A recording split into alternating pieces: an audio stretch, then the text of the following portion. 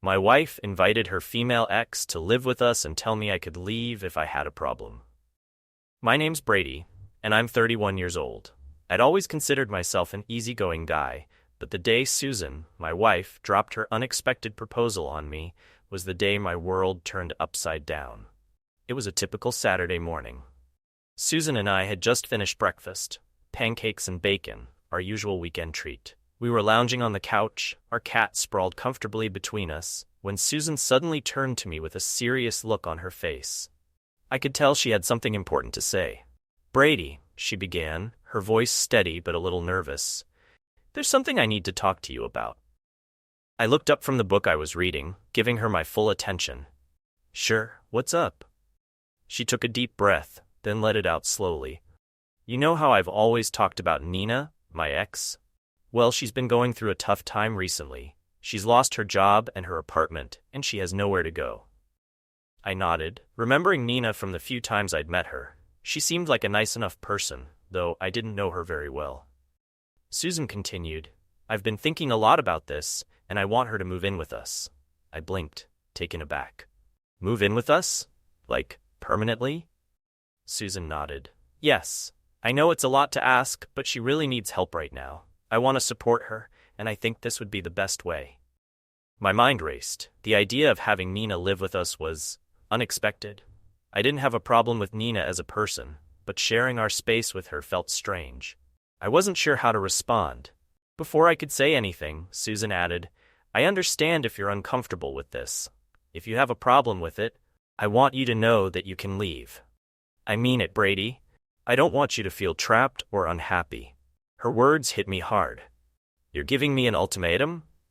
"It's not meant to be an ultimatum," Susan said quickly. "It's just that I want to be honest with you. I don't want this to be a source of conflict between us." I was silent for a moment, trying to process what she'd said. The thought of leaving wasn't something I'd taken lightly, but I hadn't expected to be put in a position where it seemed like an option. "Do you really think this is the best thing to do?" I asked finally. Susan's eyes were earnest. "Yes, I do. Nina and I have a history, and she's like family to me. I want to be there for her, but I also want to make sure we can handle this as a couple." I could see how much this meant to Susan. It was clear that she wanted to help her friend, and I couldn't deny that Nina needed support. Still, the idea of altering our life so drastically made me uneasy. "What about us?" I asked. "How do you see this affecting our relationship?" Susan reached out and took my hand. "I don't know exactly how things will change. I hope it'll be positive, but I want us to communicate openly and make sure we're both okay with how things are evolving." Her hand felt warm and reassuring, but my mind was still racing. I was trying to think of every possible scenario and how this change might affect our lives.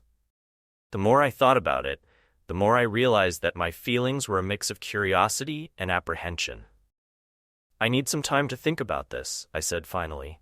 Susan nodded, understanding.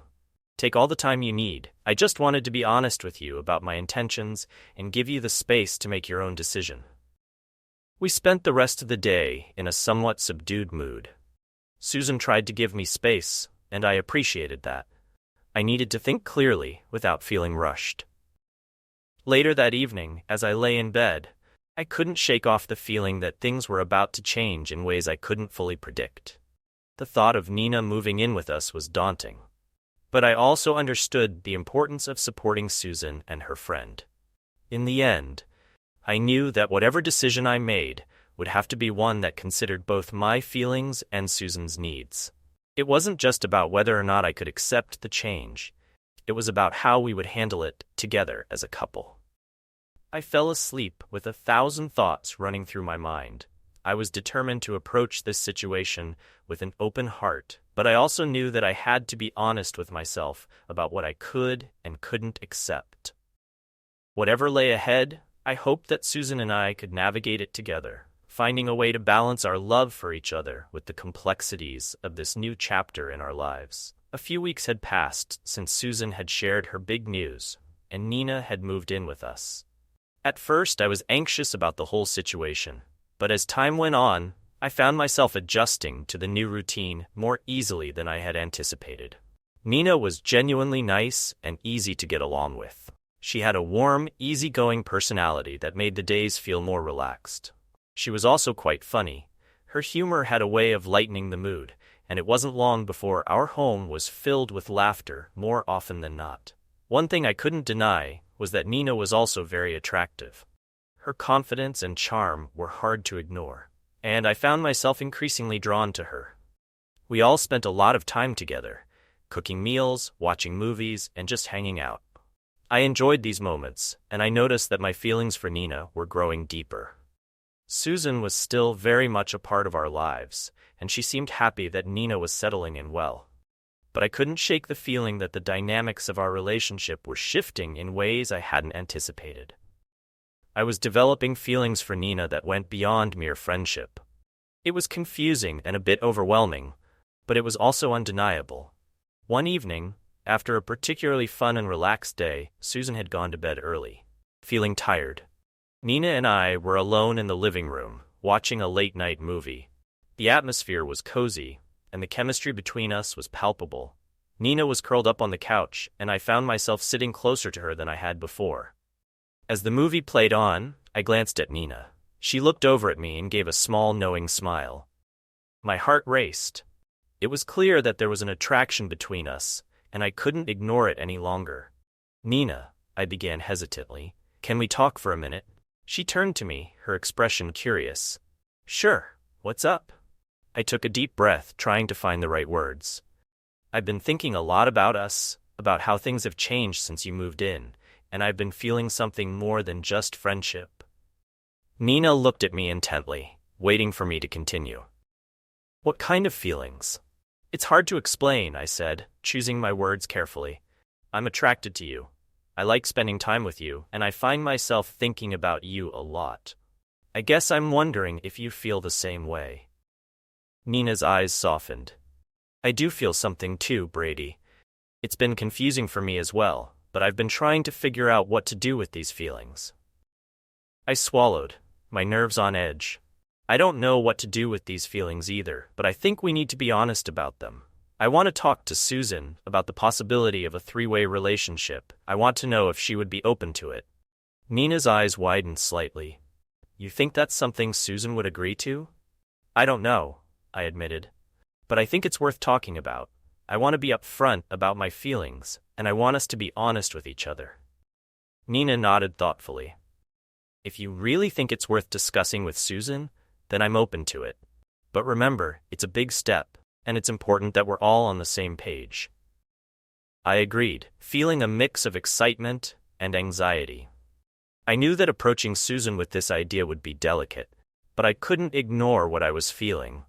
I had to be honest with her, even if it meant risking the stability of our current arrangement. The next morning, I decided it was time to talk to Susan about what had been happening. I knew it wouldn't be an easy conversation, but it was necessary. Susan and I had breakfast together, and I could tell she was in a good mood. I felt a knot in my stomach as I tried to figure out how to bring up the subject. "Susan," I began, "can we talk for a minute after breakfast?" Susan looked up from her plate, her curiosity piqued. "Sure, what's on your mind?" After we finished eating, we sat down in the living room. I took a deep breath and began, "There's something I need to discuss with you. It's about Nina and me."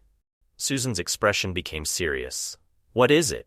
I tried to be as clear and honest as possible. "I've developed feelings for Nina, and I think she feels the same way. I want to know if you would be open to the idea of us exploring a three-way relationship." Susan's eyes widened in surprise.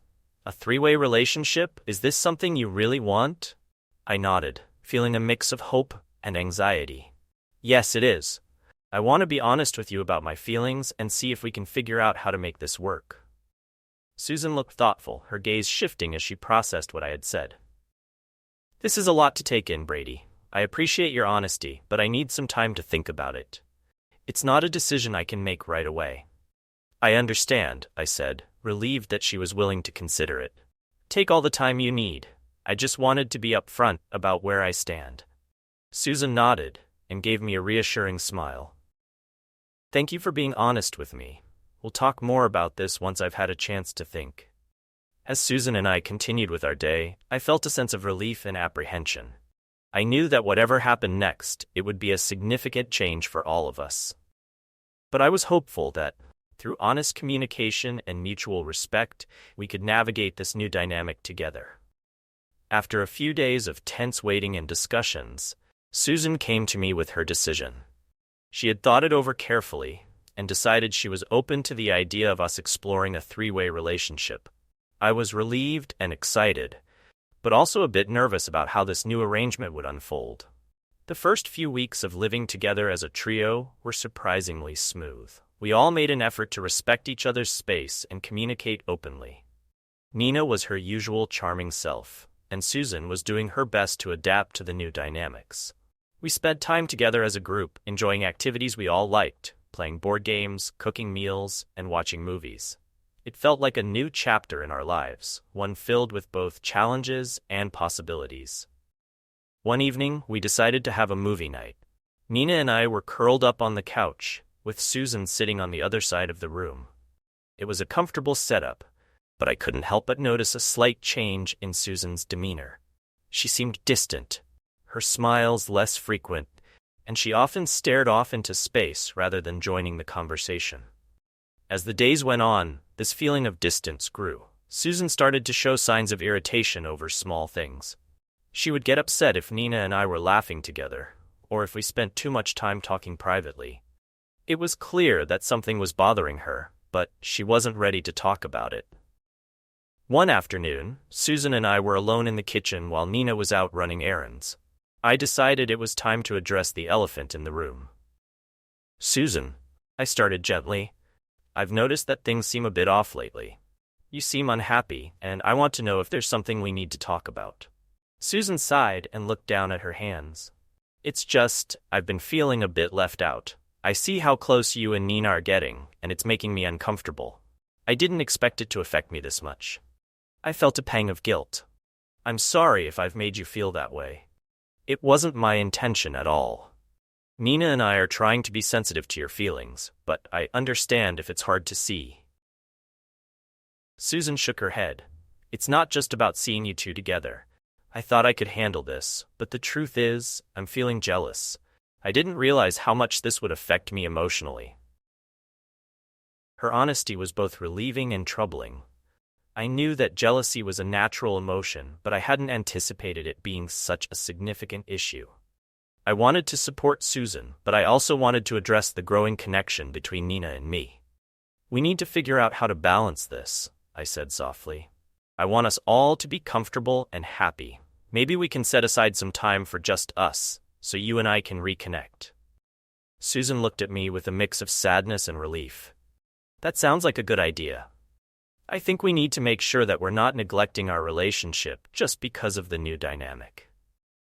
We decided to set aside specific times during the week for just Susan and me. We planned date nights and quality time to strengthen our bond and ensure that our relationship remained strong. We also had open discussions about how we were feeling, trying to address any issues before they could escalate. Despite our efforts, the tension didn't completely go away. Susan's jealousy continued to surface from time to time, and it was clear that it was affecting our interactions. I tried my best to reassure her and show her that she was still important to me. I made an effort to include her in conversations and activities with Nina, hoping that it would help alleviate some of her concerns. One evening, after a particularly tense day, Susan and I sat down to talk.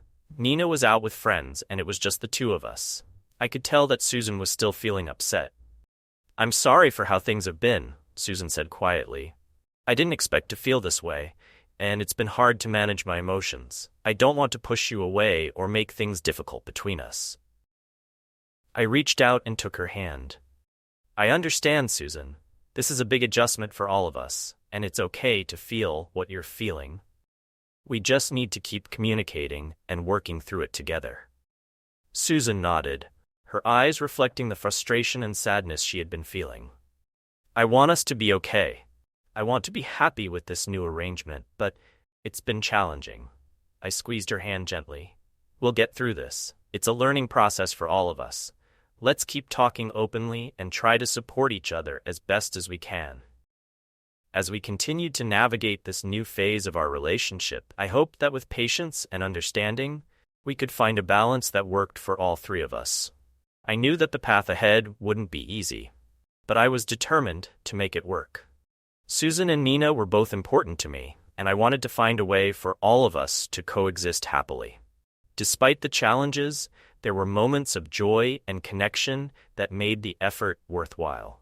I was committed to working through the difficulties and finding a way to make our unconventional arrangement work.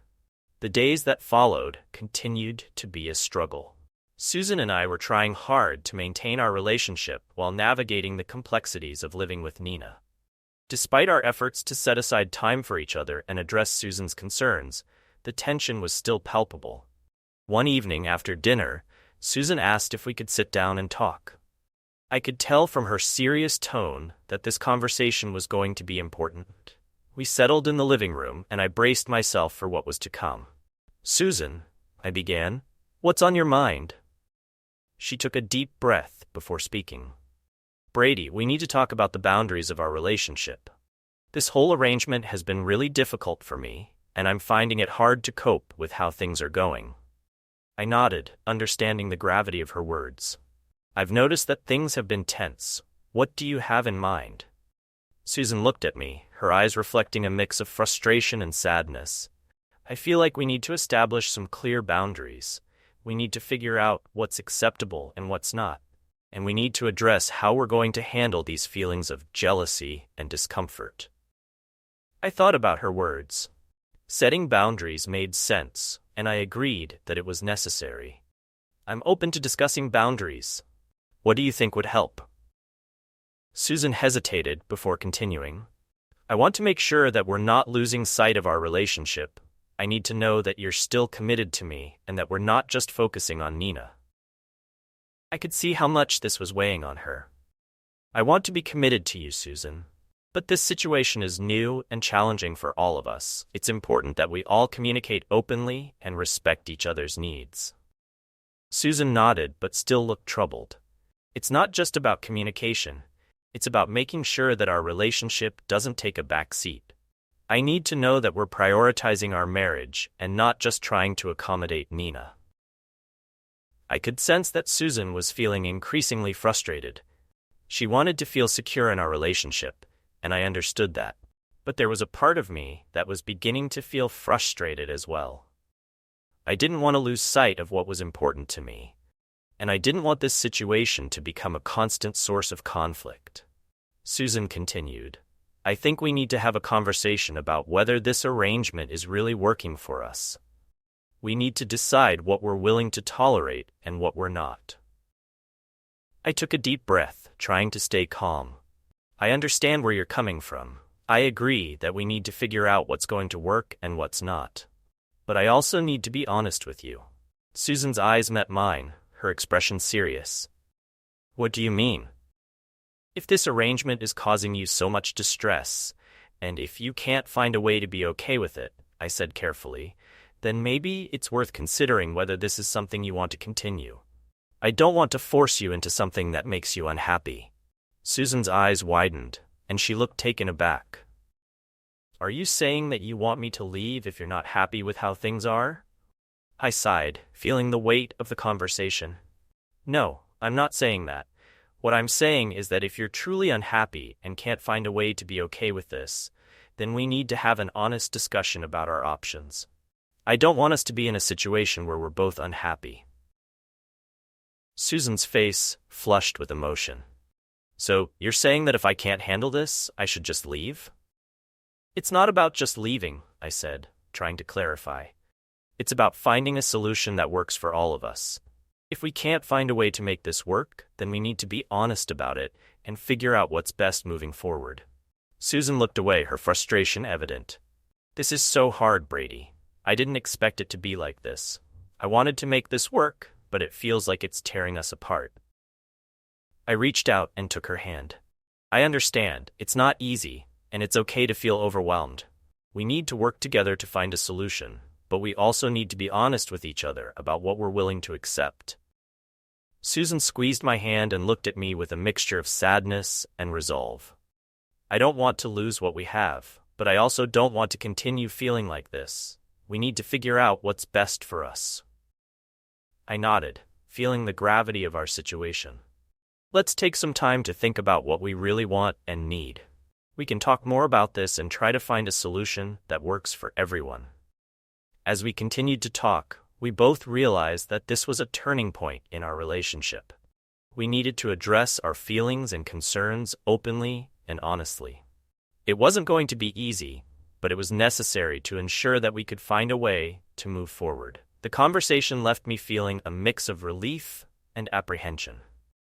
I knew that finding a solution wouldn't be straightforward, but I was committed to working through it. Susan and I needed to navigate this challenging time together, and I hoped that, through open communication and mutual understanding, we could find a path that would allow us all to be happy. After the intense conversations and emotional strain of the past few weeks, it became clear that our situation was reaching a breaking point. Susan and I had tried everything we could think of to make our new arrangement work, but despite our best efforts, the strain was becoming too much for her to handle. One evening, Susan approached me with a heavy heart.